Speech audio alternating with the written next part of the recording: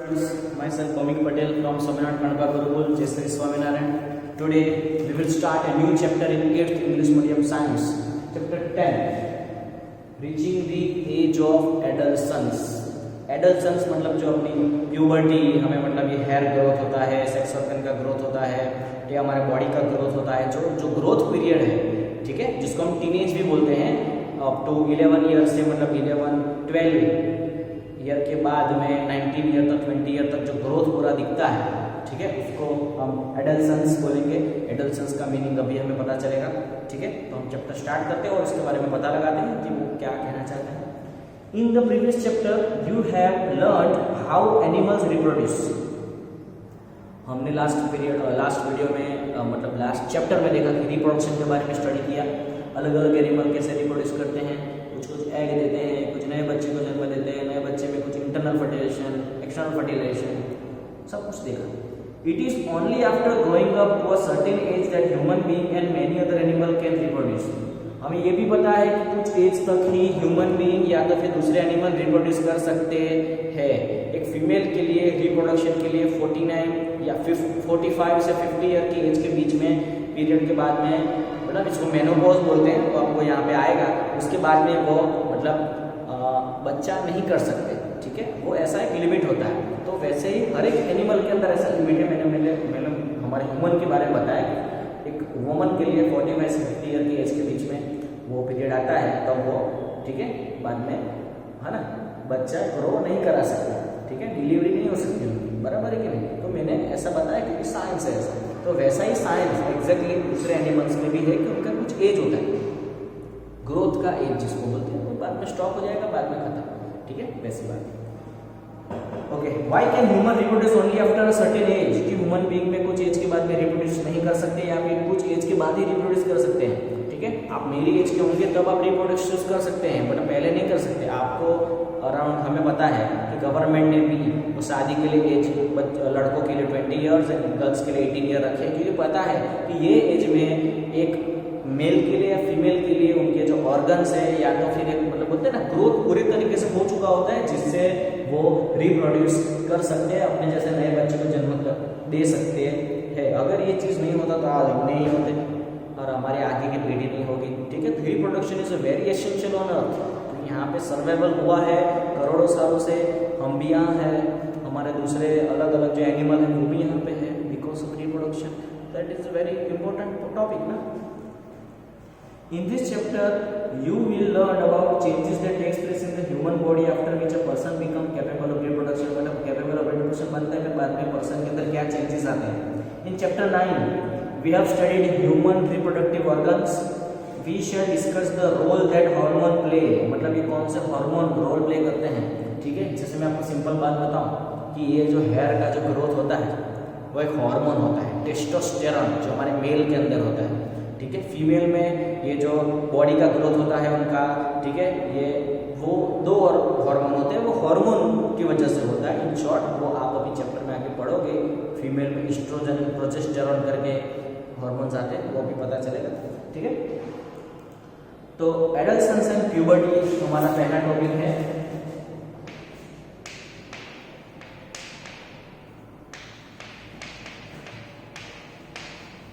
क्या है एडल्सन्स and puberty?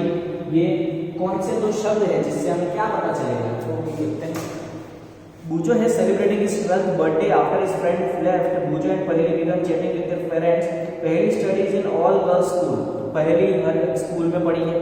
She started laughing. She remarked that many of Boojho's school friend who met after a year and suddenly shot up in height. मतलब हम देखते हैं ना कि भाई छठा सातवां दौर में अभी की एज का होगा तो आपका हाइट फटाफट से बढ़ जाएगा, आपको मतलब मूछ में 2 फुट नहीं कहता, तो थोड़े थोड़े बाल आने लगेंगे, वो सब चेंजेस आपके होंगे, ठीक है, ठीक है। Her mother explain that boys and grown up, boys बड़े हो गए हैं। Growth begins from day 1 is born. Growth है ना, हम जैसे हम डे 1 मतलब पहला जन्म का पहला दिन होता है ना, तब से ग्रोथ शुरू हो जाता है, ठीक है। But at the age of crossing 10 और 11 मतलब एज 10 या 11 साल की, मतलब आपकी एज अभी 10 या 11 साल, मतलब 6th स्टैंडर्ड में आते हो तब आप 11 साल के हो जाते हैं। तो 10 साल और 11 साल क्रॉस होने के बाद एक बॉडी में सडन चेंज आता है, नोटिसेबल चेंज आता है, ये दिखता है, हाँ कि ये हाइट बढ़ जाता है, ये हेयर आ जाते हैं, ठीक है। The changes taking place in the body are part of growing up, क्योंकि बॉडी में जो भी ये चेंज हो रहे हैं वो एक साइन है लिविंग थिंग का, और ये चेंज होने का, जिंदा रहने का साइन है कि हम ग्रो कर रहे हैं।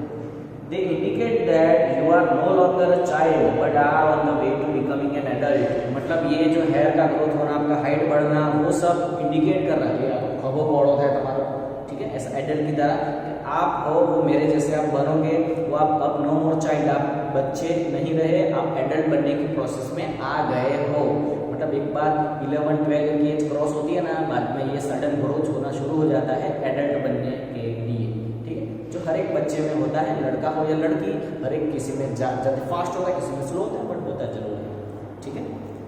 Growing up is a natural process, the period of life when the body undergo changes leading to reproductive maturity is called adolescence.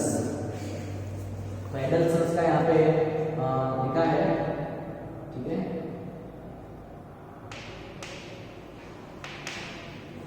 when the body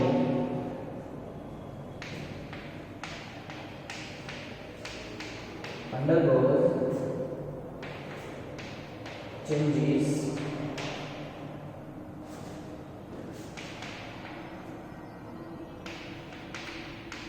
leading to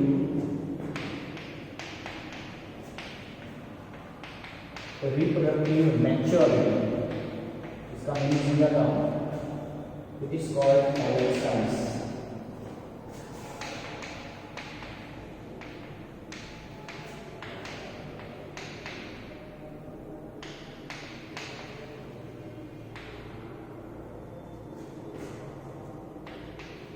ठीक है, हमारी बॉडी में जो चेंजेस होते हैं उसके हिसाब से हमें क्या मिलता है, रिप्रोडक्टिव मैच्योरिटी। रिप्रोडक्टिव मैच्योरिटी मतलब हमारा बॉडी अब रिप्रोडक्शन के लिए रेडी है, हम नए बच्चे को जन्म देने के लिए हमारा बॉडी कैपेबल है। ये मैच्योरिटी रीड मतलब पहुंचने का जो ये स्टेज है लाइफ का, जो हर एक मेल या फीमेल के लिए आता है, इसको बोलते हैं एडल्सेंस, इसको बोलते हैं एज ऑफ एडल्सेंस। मतलब आपका अभी एडल्सेंस, एडल्ट बनने का, एडल्सेंस और एडल्ट बनने का जो प्रोसेस है वो शुरू हो गया है। वंस मतलब एक बार आपके अंदर ये रिप्रोडक्टिव मैच्योरिटी मतलब रिप्रोडक्शन के लिए आप रेडी हो गए, वो एज को बोलते हैं आप एडल्ट बन गए हो, टाइम को बोलते हैं एडल्सेंस। आप एडल्सेंस के टाइम पे है, ऐसा बोलते हैं। Adolescence begin around the age of 11, मतलब एडल्सेंस या 11 एज के आजू-बाजू में शुरू हो जाता है, एंड लास्ट अप टू 18 और 19 इयर्स ऑफ एज, या तो 18 या 19, इसीलिए इनको टीनेज बोलते हैं, टीनेजर हुआ। 11 या 19 साल, 11 साल से शुरू होता है, 18-19 साल तक चलता है। Since the period covers the teens, adolescence are also called teenager, वो टीनेजर भी बोलते हैं गर्ल्स। एडल्सेंस में बिगिन अ ईयर और 2 अर्लियर देन बॉयज। गर्ल्स में एडल्सेंस की एज मतलब टाइम है ना, बॉयज से 1 या 2 साल पहले शुरू हो जाता है। मतलब गर्ल्स के अंदर 11 साल से शुरू हो जाता है, बॉयज के अंदर 1 साल बाद ये ग्रोथ शुरू होता है, ठीक है। The period of adolescence varies from person to person. कभी आप देखोगे कि आपके साथ कुछ बच्चों के हेयर आ गए होंगे, कुछ के नहीं आए होंगे, तो बाद में भी आ जाएंगे, किसी के ऐसा है नहीं, जरूरी नहीं कि सबका सेम ही टाइम पे स्टार्ट हो जाए, किसी का 1-2 ईयर लेट भी आती है, किसी का जल्दी भी हो जाता है, that's not very issue. The human body undergoes several changes during adolescence. These changes mark the onset of puberty. The puberty क्या है? The most important change which marks puberty is there boys and girls become capable of reproduction. मतलब ये puberty, ये जो changes है उसको puberty बोलते हैं, ठीक है। मतलब आपके अंदर जो भी ये changes आते हैं, reproductive change, organ आपके growth होते हैं, हमने reproductive organ लास्ट पीरियड में देखा, ठीक है।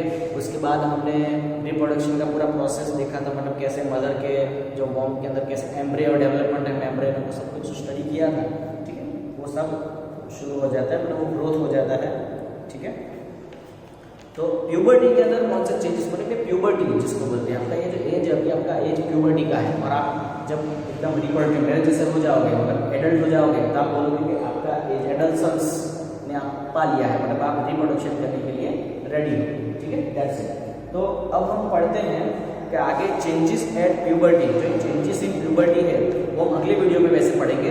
तो कैसे कैसे चेंजेस मतलब आते हैं वो हमको बताया कि हाइट बढ़ती है, चेंजेस इन हाइट वो सब हम स्टडी करेंगे। चेंजेस इन बॉडी शेप, जाड़ो थाय ने थाय ना, ठीक है। गर्ल्स में हिप्स वाला पार्ट बढ़ता है, हमारे में ये खभो बड़ो थाय, ठीक है, ऐसा होता है, ठीक है। वॉइस चेंज, यस, आपने देखा होगा आप सारे बहुत सारे बच्चों का आवाज़ है ना ऐसे मतलब खोखरो થઈ જાય આમ, मतलब क्योंकि ये है ना हमारा जो वॉइस बॉक्स है ना वो ग्रो होता है, ठीक है।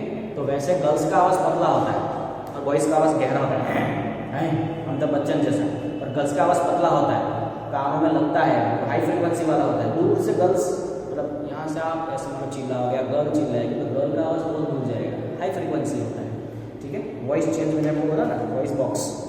फिर बाद में increased activity of sweat and sebaceous gland, मतलब आपको स्वेटिंग ज़्यादा होगा और खील થાય જેને કહેવાય ये सेबेसियस ग्लैंड्स है ना, खील किया ना हमने, हाँ। फिर बाद में डेवलपमेंट ऑफ सेक्स ऑर्गन, मैंने बोला ना आपके अंदर मेल के अंदर स्पर्म सेल बनना शुरू होता है और गर्ल्स के अंदर ओवा सेल, जो हमने पिछले वीडियो में पढ़ा, पिछले चैप्टर में पढ़ा। फिर बाद में mental intellectual and emotional maturity आती है, मतलब आप सोचते हो, सोचने लगते हो। पहले क्या होता है कि आप छोटे बच्चों का सर ने बोला चलो भाई ये 10 बार लिख दो, तब लिख दोगे, ऐसा है। आप ऐसा अब नहीं करोगे, अब आप समझने का ट्राई करोगे, मतलब पहले आपका बुद्धि ज़्यादा होता है, अब आपकी समझ बढ़ेगी धीरे धीरे से, तो आपको मगअप नहीं करना पड़ेगा, आप समझ के उसको तैयार कर सकते हो, आप में ये चीज़ आएगी धीरे धीरे। तो आपके अंदर मेंटल इंटेलेक्चुअल मतलब बुद्धि, मेंटल है मगज थी, और इमोशनल मतलब आपको जल्दी बुरा लग जाएगा। पहले ऐसा नहीं होता, मारो कुछ नहीं होगा, पर आपको अगर डांट दिया तो आपको बुरा लग जाएगा, ये इसको बोलते हैं इमोशनल मैच्योरिटी, मतलब आप इमोशंस आपके अंदर जनरेट होते हैं, ये वाला बात है, ठीक है। तो फिर सेकेंडरी चीज़ आप पढ़ोगे कि पाल आना, वो सेकेंडरी है, ठीक है।